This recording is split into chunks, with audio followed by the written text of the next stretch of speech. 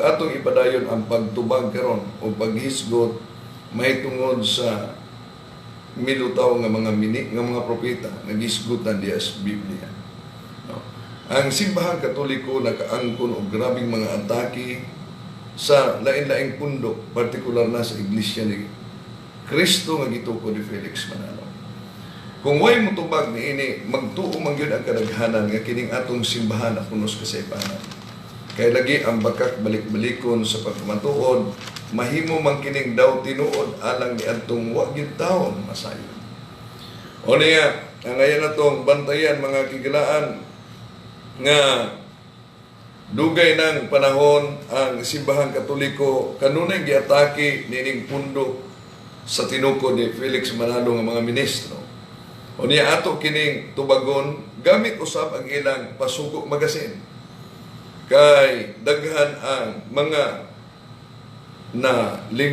nalinglaing taon ini nato ang mga kigsuunan. Kumo kay nagamit og Roma 16:16 nga nagasulat sa Roma 16:16, magkumustahay kamo sa balaang halok, nagumusta kaninyo ang tanang iglesia ni Kristo.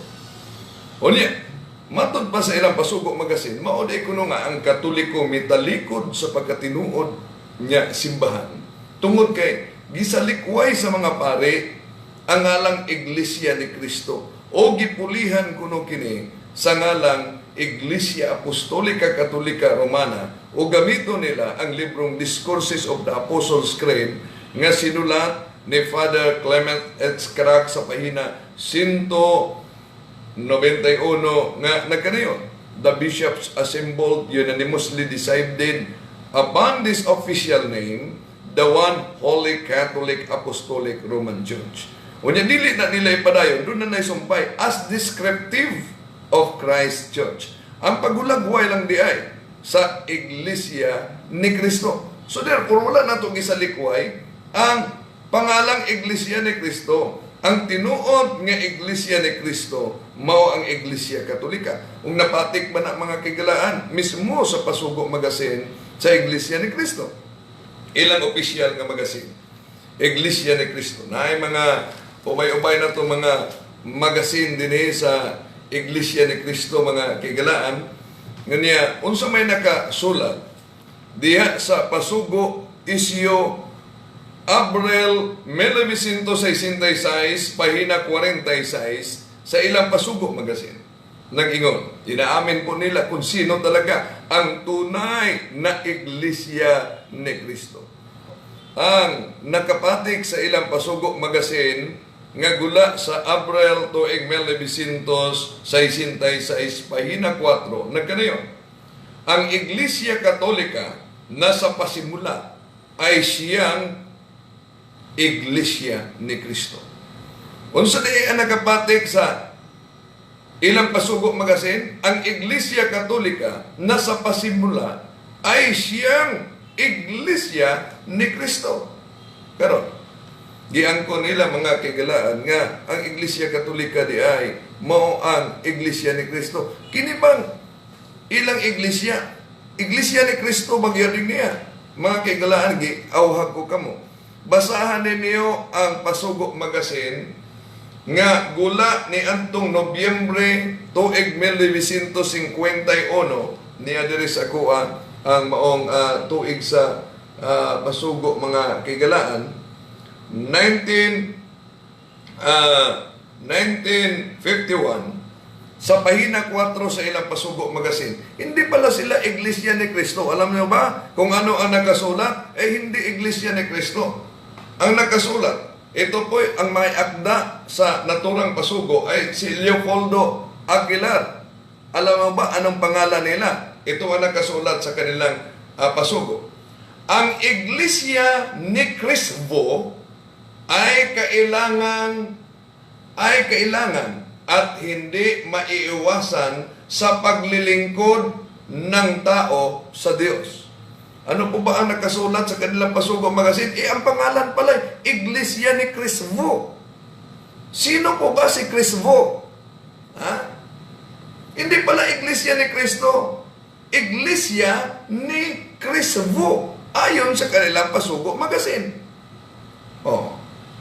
Baka sasabayin nila, nagkamali lang ang pag-ingkod sa naturang Apasugo Magazine. Meron ba kayong pinalabas na pahayag na nagpapatunay na itong naglathala sa Pasugo Magazine, Nobyembre 1951, pahina 4, na ang may akda ay si Leopoldo Aguilar, na ang sinasabing Iglesia ni Cristo ay nagkamali?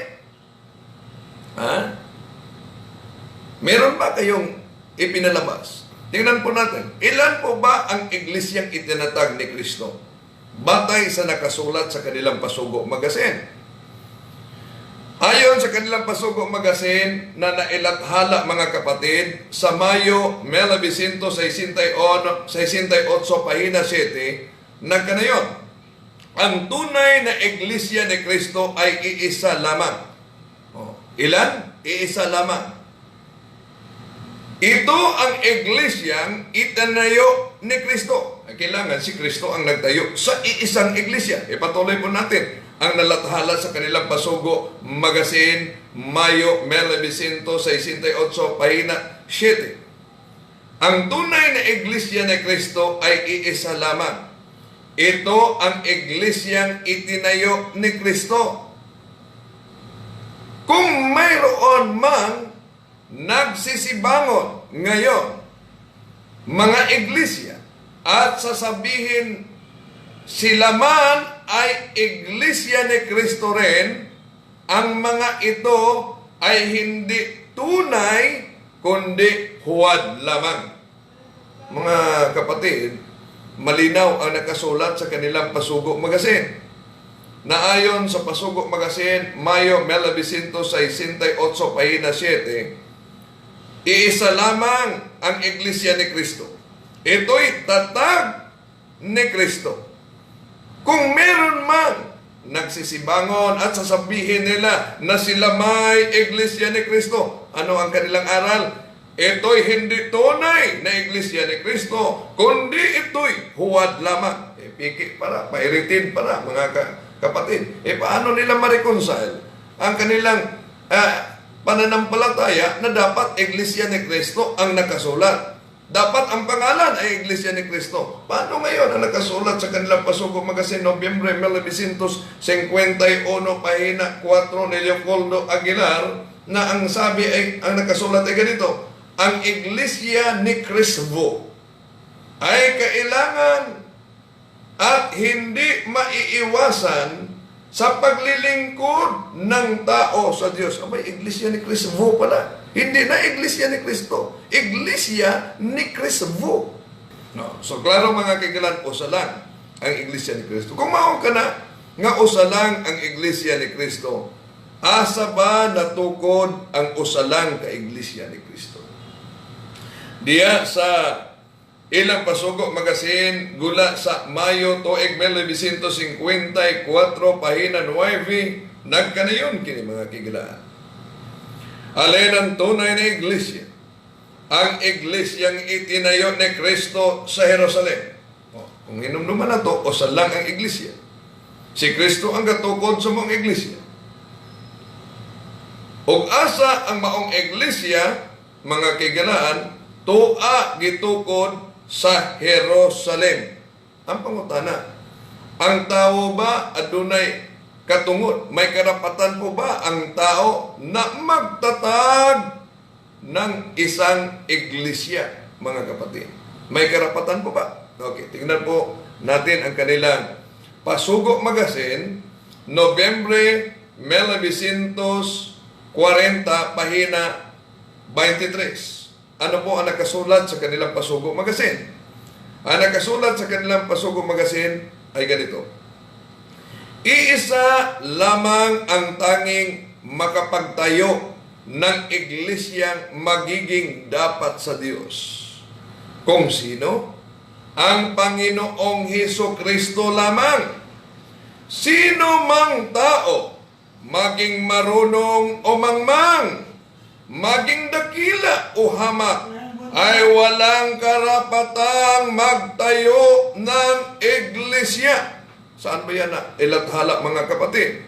Na ilathala yan sa Pasugo Magazine, Nobyembre 1940, pahina 23. Sino pala ang may karapatang magtayo ng iglesyang magiging dapat sa Diyos? O walang iba. Ayon sa kanilang Pasugo Magazine, ay si Panginoong Hesukristo lamang. Pinatunayan po ng mga ministro o kahit kay Felix Manalo, batay sa nailathala sa kanilang Pasugo Magazine, na iisa lamang ang iglesia at ito'y naitatag sa Jerusalem. At ang tao ay walang karapatan na magtatag sa naturang iglesia, ayon sa kanilang Pasugo Magazine. Sino ang may karapatang magtayo? Binasa po natin ang Pasugo Magazine, Nobyembre 1940, pahina 23, na ang nakasulat ay ganito: iisa lamang ang tanging makapagtayo ng iglesyang magiging dapat sa Diyos. Kung sino? Ang ating Panginoong Hesukristo lamang. Sino mang tao, maging marunong umangmang, maging dakila o hamak, ay walang karapatang magtayo ng iglesia. Aba, malinaw mga kapatid, na walang karapatan ang sinumang tao na magtayo ng iglesia. Kung gayon, sino ba ang nagtayo ng iglesia dito sa Pilipinas? Sino? Okay, tingnan po natin ang kanilang Pasugo Magazine, mga kapatid, kung sino talaga ang nagtayo. Andali lang ha. Kung sino talaga ang nagtayo, batay sa nakasulat sa kanilang Pasugo Magazine, mga kapatid. Okay. Sa Pasugo Magazine, Agosto, Septembre 1964, pahina 5, ito ang nakasulat. Kailan na napatala sa pamahalaan o na-rehistro ang Iglesia ni Cristo sa Pilipinas? Noong Hulyo 27, 1914, tunay nga na sinasabi sa rehistro na si kapatid na Felix Manalo ang nagtatag ng Iglesia ni Cristo. Aba, malinaw mga kapatid. Sino ang nagtatag sa Iglesia ni Cristo? Malinaw sa Pasugo Magazine nila, mga kapatid. Agosto, Septembre 1964, pahina 5. Ang ating mabasa ay ganito: kailan napatala sa pamahalaan o narehistro ang Iglesia ni Cristo sa Pilipinas? Noong Hulyo 27, 1914, tunay na nga na sinasabi sa rehistro na si kapatid na Felix Manalo ang nagtatag ng Iglesia ni Cristo. Aba, pinatunayan nila na ito palang Iglesia ni Cristo na lumitaw noong 1914 ay tatag ni Felix Manalo. Ngayon, meron po bang Pasugo Magazine na nagpapatunay, mga kapatid, na may mga bulaang propeta o mga antikristo na lilitaw? Lilitaw ang mga antikristo. Sa anong taon ang antikristo ay lilitaw? Tingnan po natin, mga kapatid, ang nakasulat sa kanilang Pasugo Magazine na nailathala noong 1951 sa pahina 26. Ano po ba nakasulat? Oktubre ito. Oktubre 1951, pahina 26. Ito ang nakasulat. Sa panahon ng digmaang pansanlibutan. Ulitin ko. Ang nakasulat sa kanilang Pasugo Magazine ay ganito: sa panahon ng digmaang pansanlibutan, noong 1914, ay may nagsiparitong mga antikristo. Sila ay nagsiparito sa pangalan ni Kristo. Aba, malinaw mga kapatid, nailathala sa kanilang Pasugo Magazine Noon pa lang taong 1914, may lilitaw na Antikristo at magdala pa sa pangalan ni Kristo. Kung gayon, na pinatunayan sa kanilang Pasugo Magazine na sa taong 1914, kasabay sa unang digmaang pandaigdig, lilitaw ang mga Antikristo na magdala sa pangalan ni Kristo. Sino po ba ang lumitaw sa taong 1914? Balikan po natin, mga kapatid, yung Pasugo Magazine nila. Ayon sa kanilang Pasugo Magazine, balikan natin, Agosto-Septembre 1964, pahina 5, ang nakasulat ay ganito: kailan napatala sa pamahalaan o narehestro ang Iglesia ni Cristo sa Pilipinas? Noong Hulyo 27, 1914, tunay nga na sinasabi sa rehestro na si kapatid na Felix Manalo ang nagtatag sa Iglesia ni Cristo. Malinaw. Malinaw, mga kapatid, na si Felix Manalo nagtatag ng Iglesia ni Cristo. Kailan? Noong taon 1914. Ano po ba ang kanilang aral tungkol sa 1914 na nakasulat sa kanilang Pasugo Magazine sa 1951 sa pahina 26, Oktubre 1951. Balikan po natin. Sa panahon ng digmaang pansanlibutan noong 1914 ay may nagsisiparetong mga Antikristo. Sila ay nagsipareto sa pangalan ni Kristo. Nako. Sino ngayon ang lumitaw? 1914. Na nagdala sa pangalan ni Kristo. Malinaw sa kanilang Pasugo Magazine. Ang 1914, itinatag sa taong yon ang Iglesia ni Cristo ni Felix Manalo. Ang tanong, kanino bang pag-aari ang Iglesia ni Cristo na itinatag ni Felix Manalo noong taong 1914? Okay, tingnan po natin ang kanilang Pasugo Magazine, mga kapatid. Sa Pasugo Magazine, Hulyo 1952, pahina 4, ito po ang ating mababasa. Kung ang babalingan ng pag-uusapan ay ang nagtatag, dapat siya ang may-ari ng itinatag at sa kanya rin manggagaling ang mga aral at turo na ipinatutupad. Malinaw. Kung sino ang nagtatag, siya ang may-ari sa naturang iglesyang itinatag. Malinaw. Ayon sa kanilang Pasugo Magazine, kung sino ang nagtatag, siya ang may-ari sa naturang iglesyang itinatag. Balikan po natin. Kung ang babalingan, ito po'y Pasugo Magazine, isyu noong Hulyo 1952, pahina 4. Kung ang babalingan ng pag-uusap ay ang nagtatag, dapat na siya ang may-ari ng itinatag at sa kanya rin manggagaling ang mga aral at turo na ipinatupad. Sa kanya nanggaling. Okay.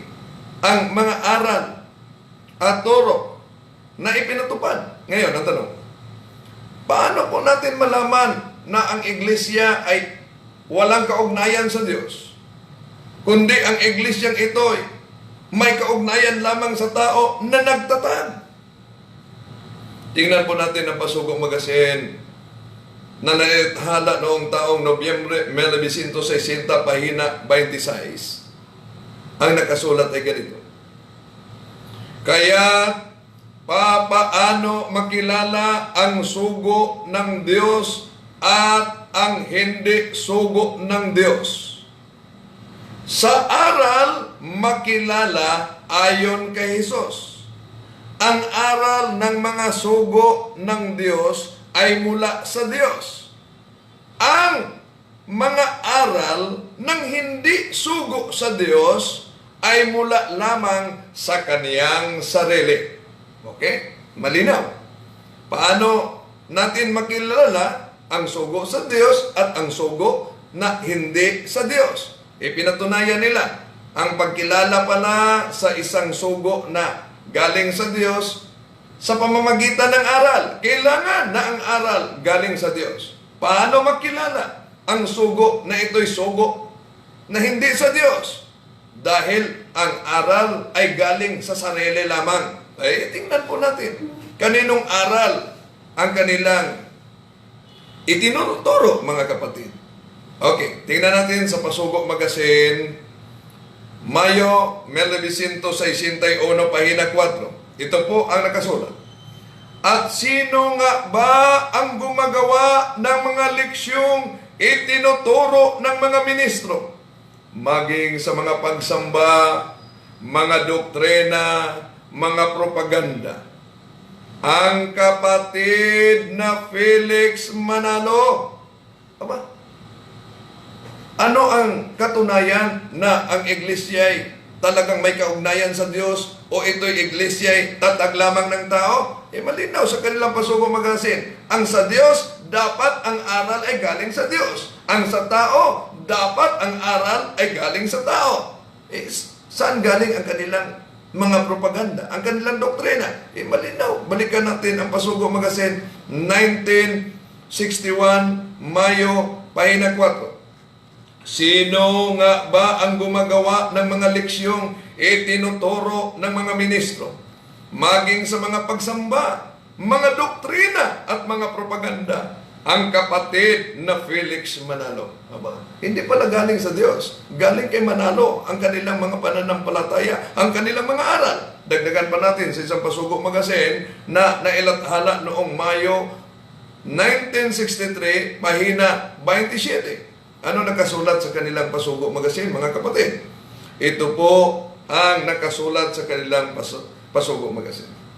Kaya, sa katuparan ng hula, ang lahat ng mga itinuturo ng mga ministro ng Iglesia ni Cristo sa mga pagsamba, sa mga doktrina, sa mga pamamahayag sa gitna ng bayan, ay si kapatid na Felix Manalo lamang ang bumalangkas at nagtuturo sa kanila.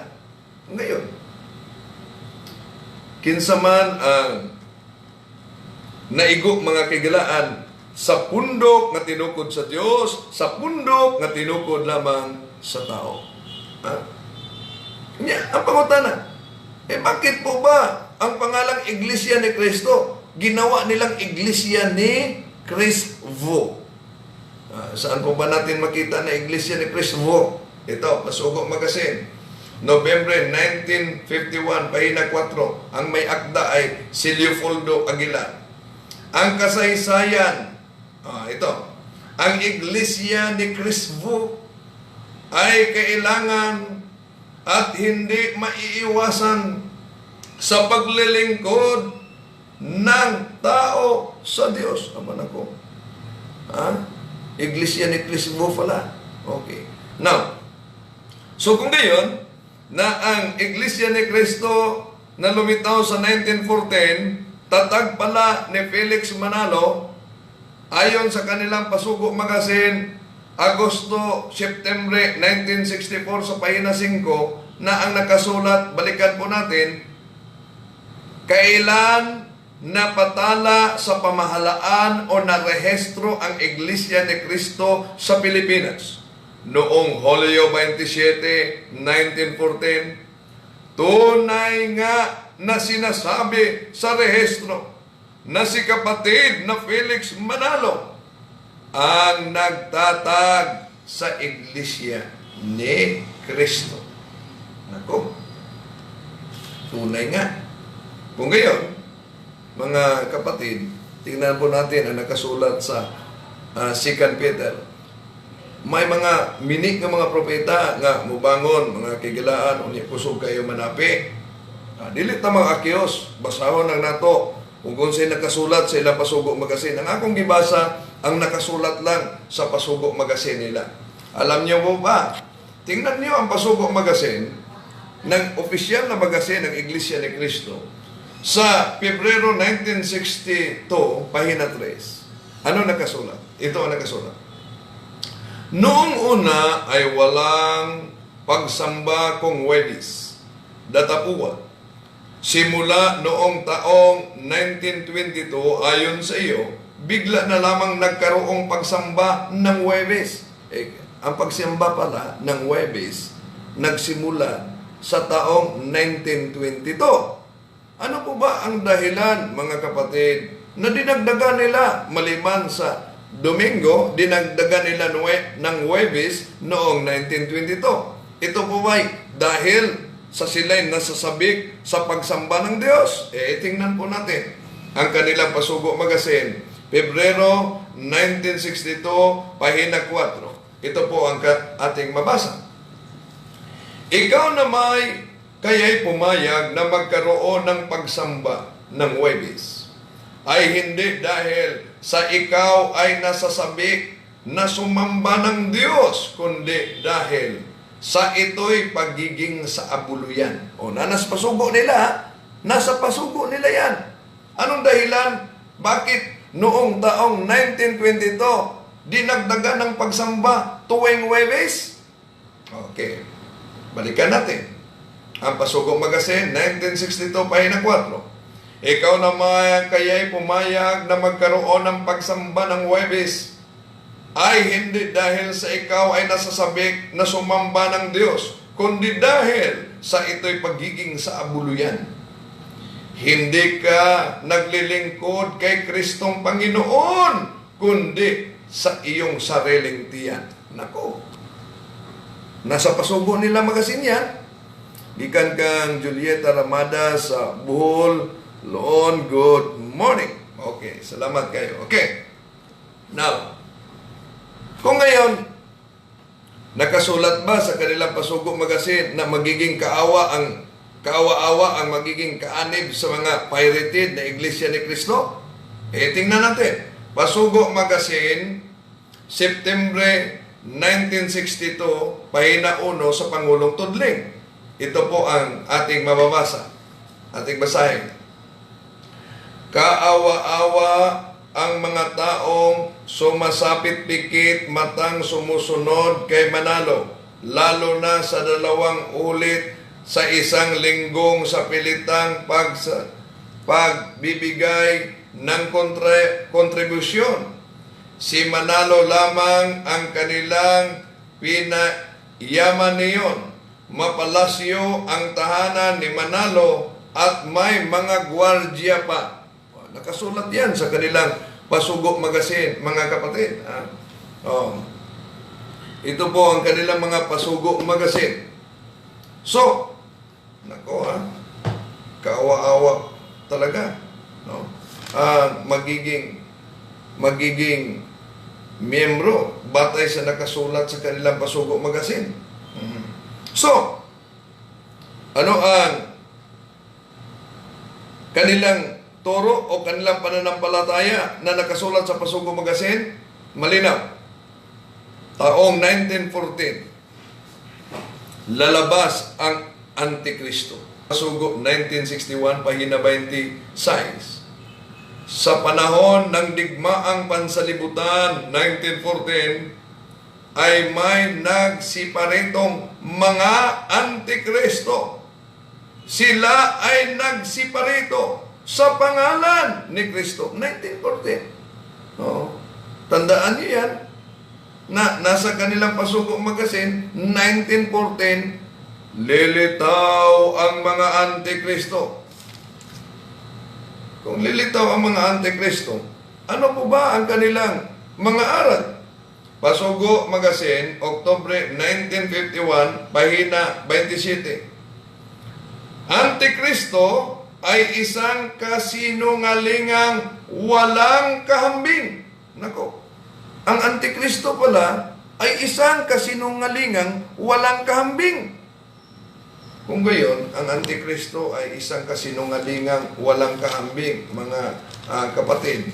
Paano po ba natin malalaman na ang isang sikta o denominasyon ay isa pa lang galing sa Antikristo? Ito po ang na ilathala sa kanilang Pasugo Magazine na ang may akda ay si Feljon Fuentes, Pasugo Magazine, Nobyembre 2002, pahina 13. Mga hidwaang pananampalataya, ikinakalat ng mga bulaang propeta. Paano natin malaman na ang isang aral ay galing mismo sa bulaang propeta o antikristo? Kumakalat sila ng mga hidwaang pananampalataya. Example po ng kanilang hidwaang pananampalataya. Ito, kung meron ba silang mga hidwaang pananampalataya. Pasugo, Marso, Abril, 1992, pahina 2. Ito ang nakasulat. Brother Felix Y. Manalo has not been recognized as the founder of the Church of Christ. Okay, yun ang nailathala sa kanilang Pasugo Magazine. Na si kapatid na Felix Manalo, hindi po pala kinikilala na tagapagtatag ng Iglesia ni Cristo. Ano ang nakasulat sa kanilang Pasugo Magazine? Mga hidwaang pananampalataya, ikinakalat ng mga bulaang propeta. Meron po ba ang Iglesia ni Cristo na hidwaang pananampalataya? Hindi pala sila Iglesia ni Cristo. Binasa natin ang isang Pasugo Magazine. Anong pangalan nila? Iglesia ni Crisvo. Sino kaya si Crisvo? Bakit naging Crisvo ang Kristo? Naku ha? Okay. Sa Pasugo Magazine, Marso, Abril 1992, pahina 2. Brother Felix Y. Manalo has not been recognized as the founder of the Iglesia of the Church of Christ. Hindi pala nila kinikilala. Pero, kung maalala nyo, ginagamit natin kanina ang Pasugo Magazine na nailathala sa Agosto, September 1964, pahina 5. Ano nakasulat? Kailan napatala sa pamahalaan o narehistro ang Iglesia ni Cristo sa Pilipinas? Noong Hulyo 27, 1914. Tunay nga na sinasabi sa rehistro na si kapatid na Felix Manalo ang nagtatag sa Iglesia ni Cristo. Okay? Ngayon, alin ang totoo? Brother Felix Y. Manalo has not been recognized as the founder of the Iglesia ni Cristo, o itong nakasulat sa kanilang Pasugo Magazine sa September 1997, pahina 15. After the death of the founder, Brother Felix Y. Manalo, the organization has attained greater levels of glory. Kinakilala nila na si Felix Manalo, founder. Ngunit sa ibang pasugo, hindi namin kinikilala na siya ay nagtatag sa Iglesia ni Cristo. Kinikilala ba nila, aral ba nila na si kapatid na Felix Manalo nila anghel? Oo. Isang, ito po, Pasugo Magazine, Mayo 2001, pahina 5. Ang may akda nito ay si Feljon Fuentes. Ang nakasulat ay ganito. The third angel who was prophesied in Revelation is Brother Felix Y. Manalo. Sino pala ang anghel? Ayon sa nakasulat sa kanilang Pasugo Magazine, ang anghel o mano, si Felix Manalo. Tingnan po natin ang isang Pasugo Magazine nila. Pasugo Magazine, 1962, pahina 7, ni Teofilo Ramos. Ito ang nakasulat. Hindi ipinangangaral ni kapatid na Manalo na siya ay anghel. At sino mang ministro ng Iglesia ni Cristo ay hindi ipinangangaral ang ganyan. Wala kaming ganiyang paniniwala. May nangyari bang hidwaang pananampalataya o wala? Malinaw. Anong nakasulat sa kanilang Pasugo Magazine na ang may akda ay si Feljon Fuentes noong Nobyembre 2002, pahina 13? Mga hidwaang pananampalataya, ikinakalat ng mga bulaang propeta. Kailan lilitaw ang mga bulaang propeta? Ginamit po natin ang kanilang Pasugo Magazine, mga kapatid, kung kailan lilitaw ang mga bulaang propeta, yung tinatawag na Antikristo sa Pasugo Magazine, 1951, pahina 20, size, sa panahon ng digmaang pansilibutan ng noong 1914, ay may nagsisiparetong mga Antikristo. Sila ay nagsisipareto sa ngalan ni Kristo. Nako. Kailan sila lumitaw?